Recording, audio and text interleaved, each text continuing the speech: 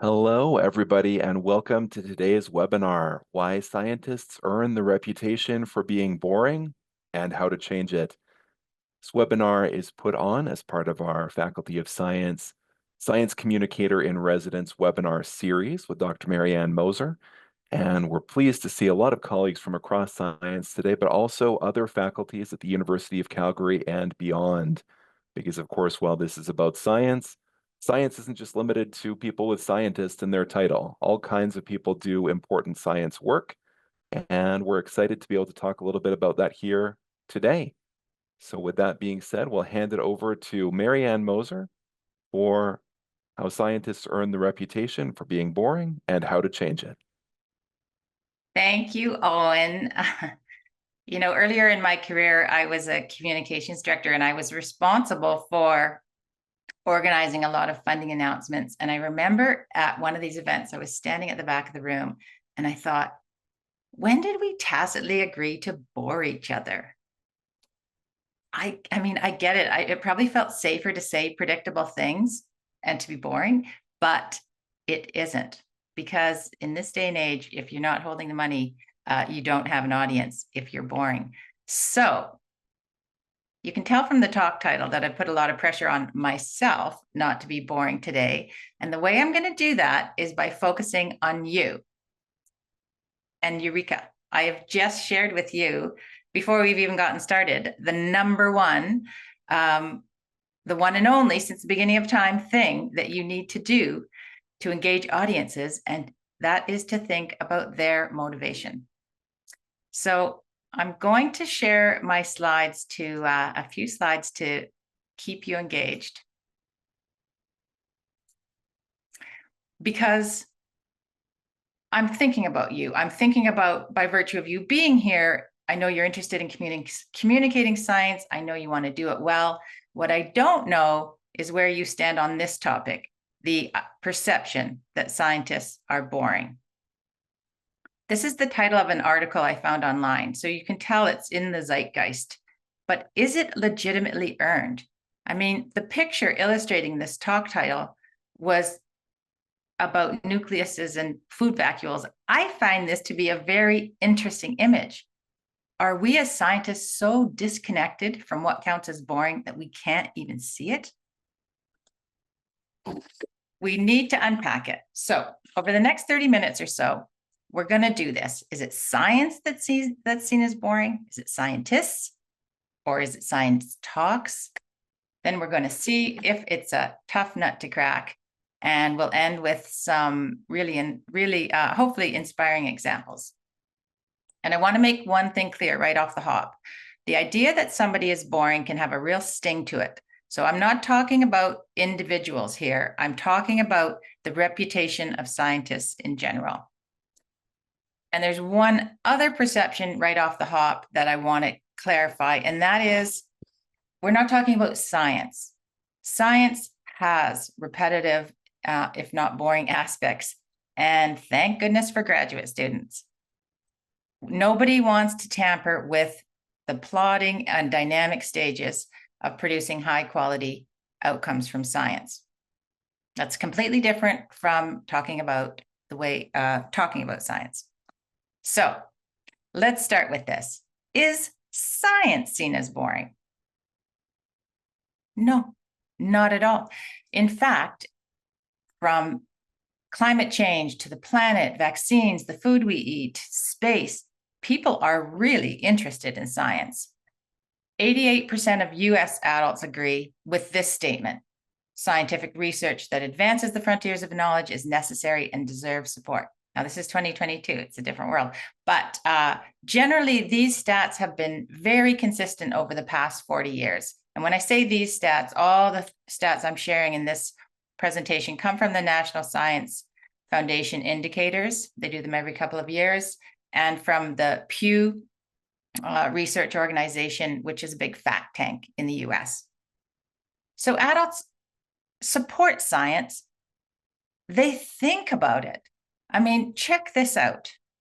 If you add up the red and blue bars before, during, after the pandemic of whether or not people are thinking about the impact of science on their lives, It's about 85%. In fact, the interesting number, the orange bar, is the percentage of people that don't think about science, say 12 to 15%, and it doesn't really matter what's going on. They try to get information about science. This chart includes the top 15 countries that invest in R&D, so that's why Canada's not there. But if we look at the few lines down at the United States, more than 50% of people are actively looking for science. It's even higher when you look at medical and health information. Where do they get it? I didn't include the percentages here because it varies quite a bit by country, but the ranking doesn't. Not surprisingly, online, television, a huge proportion, roughly a third in many countries, from friends or family, which you can probably trace back to social media, and newspapers. And they go out to places to find science.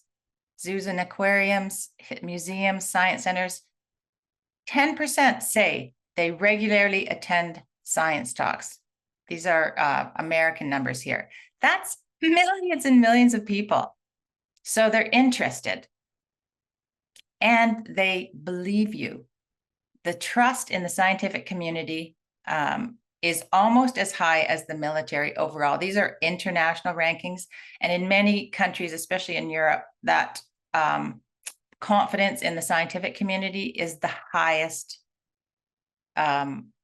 percentage overall, higher than the courts, than businesses, banks, the journalists. It's incredible. The support is there. So we can see it's not science that's seen as boring. Science is seen as interesting. Is it the scientists? Well, according to a 2022 study of what counts as boring, people who talk without end, say predictable things, it tends to be dry or bland, arrogant, self-concerned, not very jokey, kind of the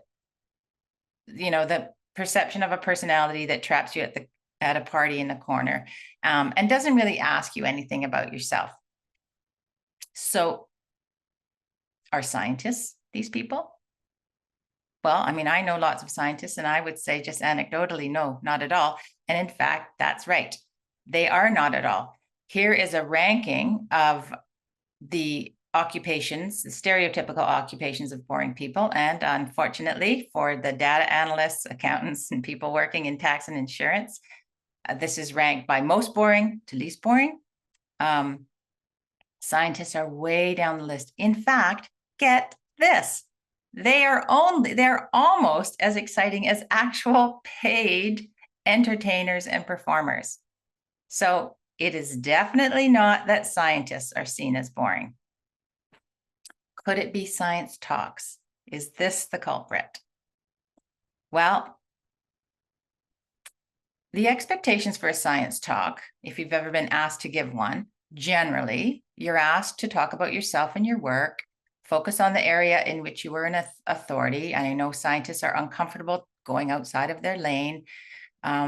You want to be careful about the level of detail. This is important to the culture of science. Be accurate, include what you don't know, acknowledge the team. This bears some resemblance to the personality of the person that traps you in the corner at a party. These aren't labels that you necessarily want. If you're giving a science talk, throw out those expectations. Because what we're seeing is that while scientists are seen as intelligent, they are generally not seen as good communicators. 45% not good communicators. 49% of scientists would be described as socially awkward, or 49% would describe scientists as socially awkward. And 47% describe scientists as feeling superior to others. Again, not labels that you want. So I think we have just isolated what's going on. It's something in the way science is communicated that is causing this perception that science or scientists might be boring. Has it always been this way? No, not at all. In fact, since the beginning of our species, Indigenous people have been communicating science embedded in culture. Here is Michael Faraday at the 1825 Christmas lectures. These were sold out science talks. And look at this audience, varied in gender and age, and they're engaged, mostly engaged. But since then, science has become very specialized, and it's wreaking havoc on the way science gets communicated. There have been a lot of efforts to engage people in science. This is an example of a science cafe, something that was invented in the UK, where the scientist was meant to talk for 5 or 10 minutes and then get people rove around between the tables and get people talking about the science topic. We were at a science cafe here in Victoria, where I sit this morning, and it was a couple of months ago. We went with some artist friends. We were very interested in the topic. It was string theory. And the presenter was a good speaker. He spoke clearly. He was energetic, animated, self-deprecating. And we did not have a hope in hell of understanding what he was saying. It was essentially incomprehensible. And the reason was, it was as though he had forgotten what he didn't know before he became a scientist. So the people in the room, at least the non-scientists in the room, couldn't even really get started to understand what he was saying. And that, at the core of much of the problem in science communication, is the problem. I don't know if you've ever played that game or been asked to play that game where you have to imagine it's the early 1900s and somebody's been cryogenically frozen. You have to now explain to them how a TV remote works. It's kind of like that. So let me go back to my slides here.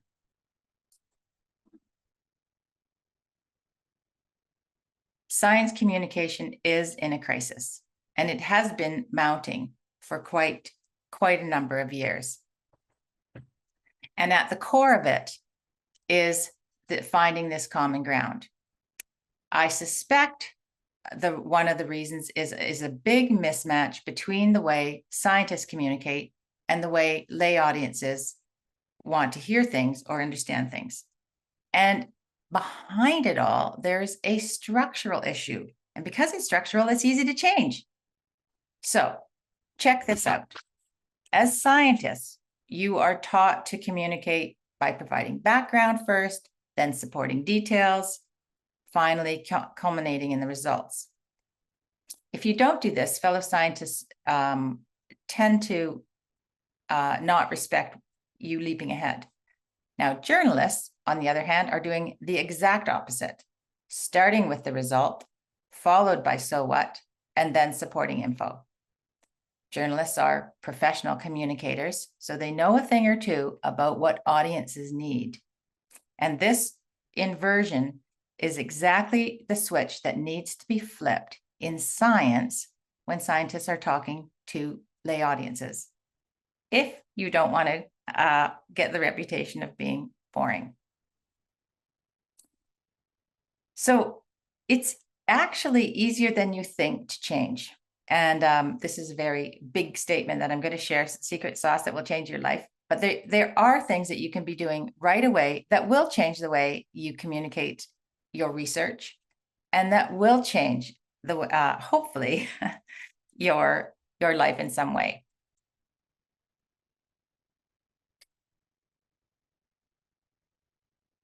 The first thing, as this cartoon tries to illustrate, is understanding the motivation of your audience. This woman just wanted to know the time. And by imagining, I mean, you can't necessarily know what everybody is thinking, but imagining why people have come out to hear your science is the very first step in creating a connection.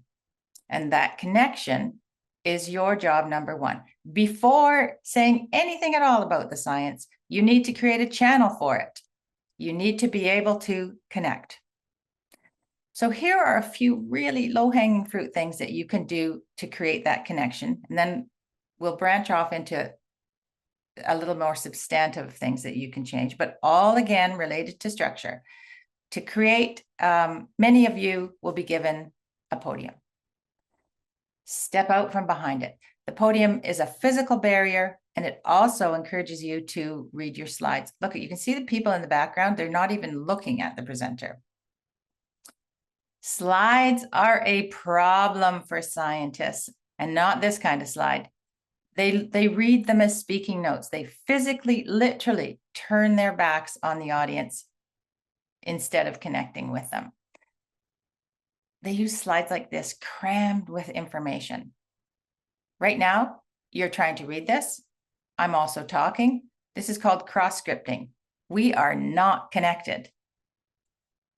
The slides can be dense with information, and then valiant efforts are made to try and focus on certain things and share only the relevant bits. But it's very challenging and in some ways disrespectful for the audience to put up a slide like this. The eye pings around. I mean, normally people read from top left to bottom right in Western cultures, but color weighs more than black and white. Photos weigh more than illustrations. And so the eye pings around, not knowing where to look. And so many slides are just unattractive. Aesthetically, they're ugly.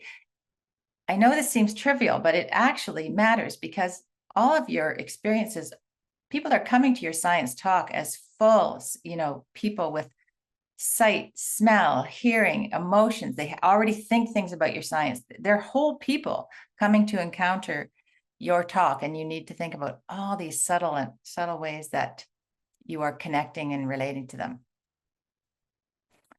The science is in also on the length. Boring people actually extend the boringness for longer. Your talks can all be quite a bit shorter because the idea is give and take. The goal is to create this idea of a conversation. And you're probably thinking, well, how can it be a conversation? I'm standing on stage. I've been asked to talk about my work. We're not in a conversation.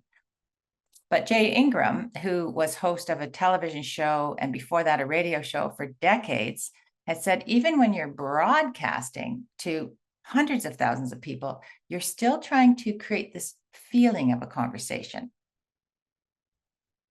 By doing that, to do this, directors guide the frame, and they're controlling what you see and when, and they're plotting a linear path through very complex information.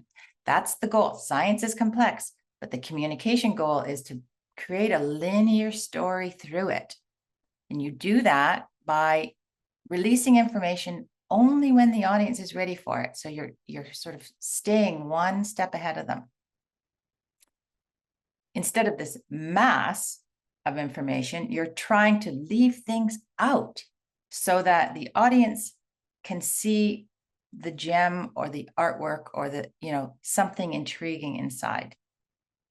That is your goal as a communicator. And this is all to do with structure. Instead of delivering information, background, getting to the result eventually at the end, consider this structure. Traditional storytelling structure. You have a character. That's almost always you. You create a personal connection between the audience and you. And now they identify with what's happening to you. And you build momentum and take them through an adventure or a story and resolve it. It's the oldest trick in the book. It comes in every shape and form, and every story follows some version of this. Create an emotional connection, build tension, and resolve it. We're going to talk a little bit before we end today on what tension looks like, because it's not about creating conflict that doesn't exist. Look, don't take my word for it. Here is Kurt Vonnegut, possibly one of the best storytellers of all time, sharing his structure about story. This is the GI axis, good fortune, ill fortune. Sickness and poverty down here, wealth and boisterous good health up there. Here's the very middle. Now, this is the BE axis. B stands for beginning.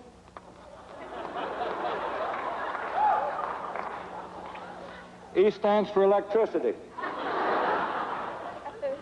Now, this is an exercise in relativity, really. Is the shape of the curves are what matters and not their origins. So we'll start a little above average. Is why get a depressing person? We'll start... The whole thing, we call this story Man in Hole, but it needn't be about a man, and it needn't be about somebody getting into a hole. But it's just a good way to remember it. Somebody gets into trouble, gets out of it again. People love that story. They never get sick of it. All right, not copyrighted. Another story, also a beautiful curve and easily fed into a computer, called Boy Gets Girl, but it needn't be that. Just a way to remember it. Start on an average day, average person, not expecting anything to happen a day like any other. Find something wonderful, just loves it. Oh, God damn it.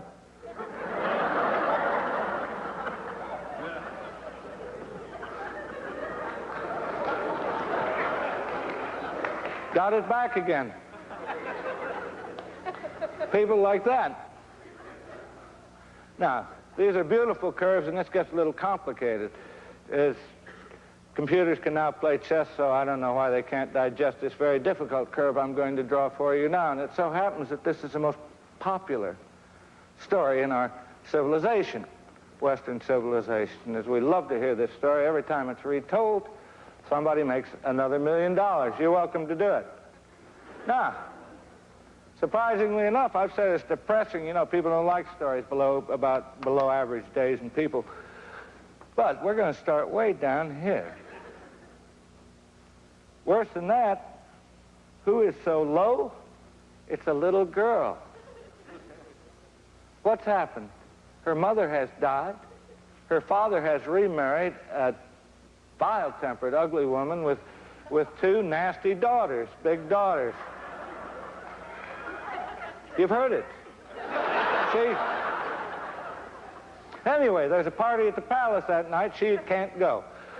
She has to help everybody else get ready. She has to stay home. Now, does she sink lower? No.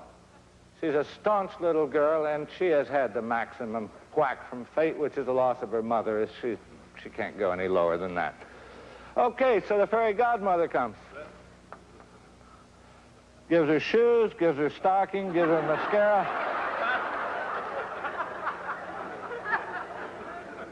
Gives her a means of transportation, goes to the party, dances with the prince, has a swell time. Boring, boring, boring, boring, boring, boring, boring.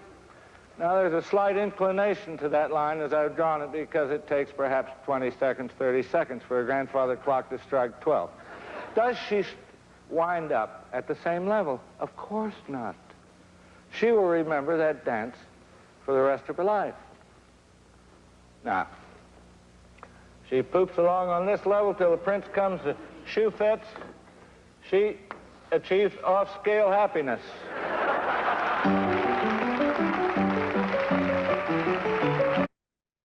So you can see that, you know, the key takeaway there is that the shape of a good story is different than the shape of a typical science talk. And we're not trying to turn everybody into fiction writers. It's not about fiction. It's about creating that connection to a character, you often, and creating some momentum. So let's look at what that could look like. Because it is true, from Aristotle to Vonnegut to the Harvard Business Review To involve people at the deepest level, you need stories. Mythbusters is a really great example of a narrative about mystery. I mean, they could have just said, here's a whole bunch of things that are interesting, but because it's shaped as a, is it true? There's a momentum that really hooks people. There's a contest element. And this is the kind of tension that we're talking about in terms of guiding the frame. Here's another version of that, show a visual. These are bacterial blooms on agar plates. And it's so captivating. People will say, how did they do that? What's going on here? And by simply provoking that question, you've got some tension. You've got some narrative shape. To help unfold a mystery, you can get the audience involved by getting them to ask a question, or you can literally get the audience. Talking about expectations. Watch. Ba, ba.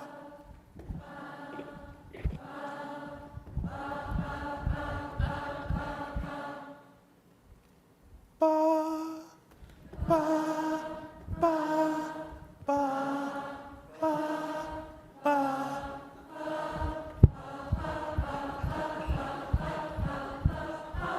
Okay.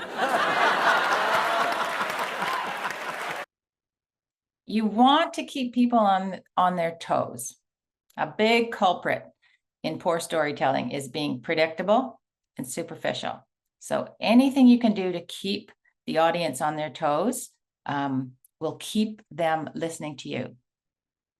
And the superficial problem is ironic because I know scientists often back away from the detail and sometimes get so umbrella concept-y that it becomes a bit meaningless. So the challenge is finding what is the right kind of detail. And it's the twinges, the moments, the pauses, the senses, the colors. Those are the kind of details that good stories have. Keeping people on their toes. I was at a conference once. It was one of those ones that had a very flush budget, and they had heavy hitting keynotes, like 4 in a row. After the first 3, I thought, my God, how do you follow in these shoes? That the bar was so high.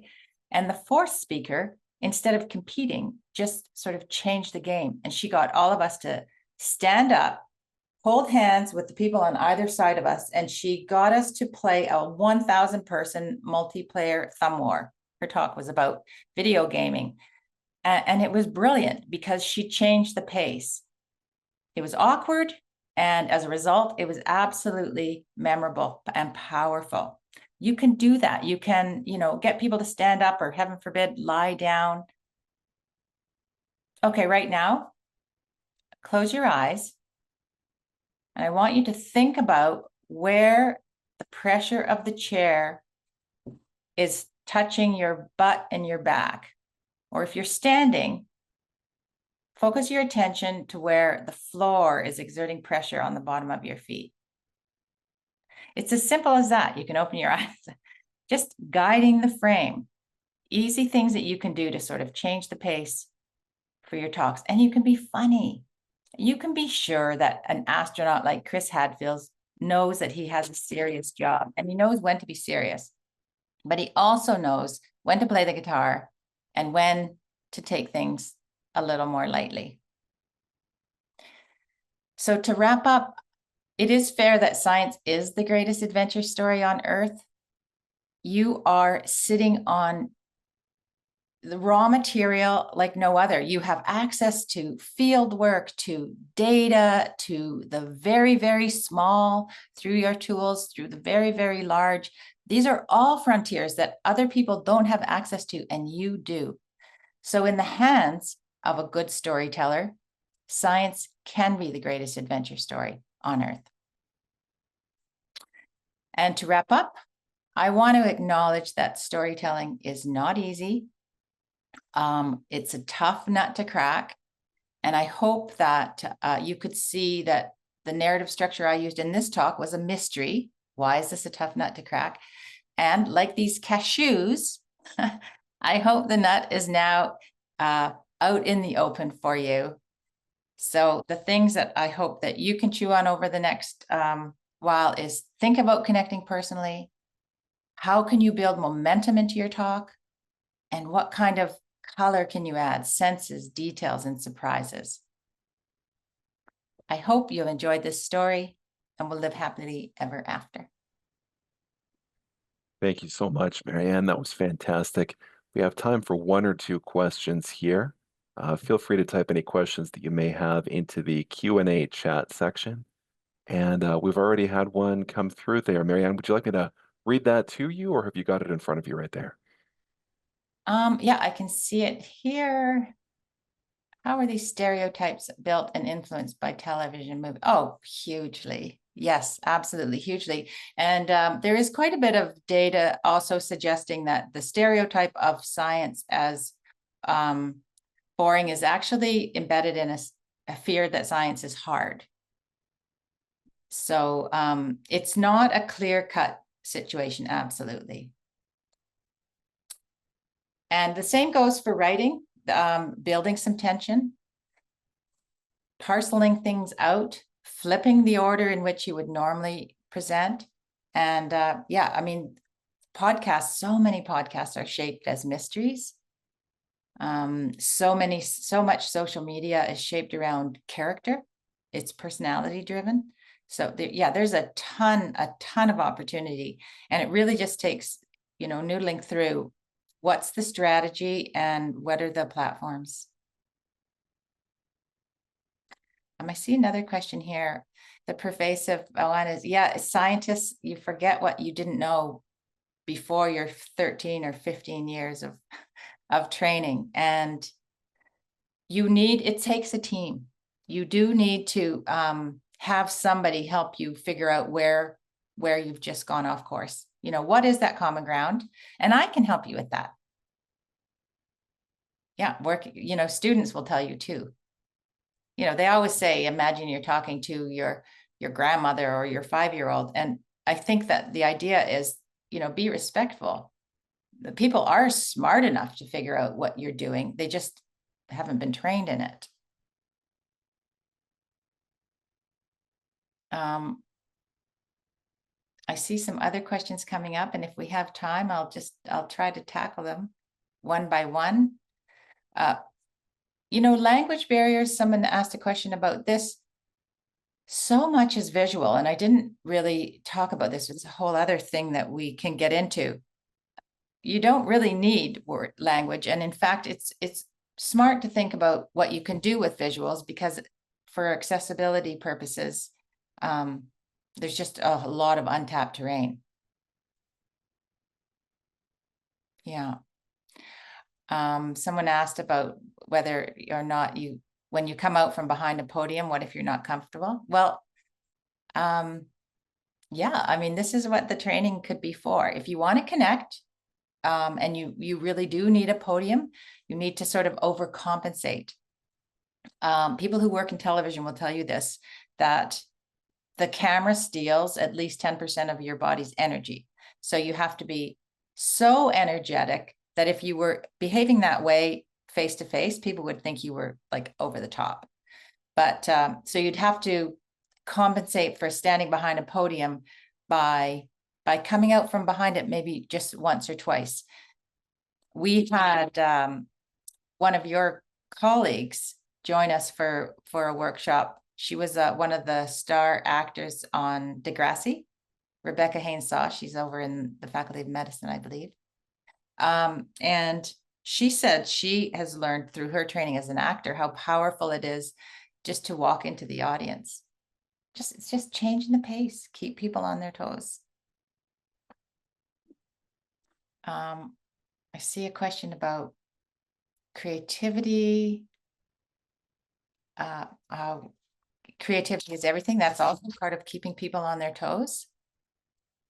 And there was a webinar about creativity in the series that's online that might be worthwhile looking for, because you probably know as scientists that it involves different parts of your brain. So you need to create the conditions where you're not fighting against the way that your biology is trying to work. Scary facts. Well, that scary facts probably make for really good stories. There's nothing like a good bear story. There's a question here about hooking the audience. So there's a real easy cheat here, a really easy cheat to hook an audience, and that is start with something kind of personal. Jay Ingram, again, harking back to Daily Planet, he always says, people think it's a science show, but actually it's a people show. People are interested in people. You've heard those truisms. People buy from people they like. So create that connection. We all know we're all biologically wired to connect to other people as people. And that's a great way to create that hook, make it personal. And generally, personal, that something that the audience is also experiencing.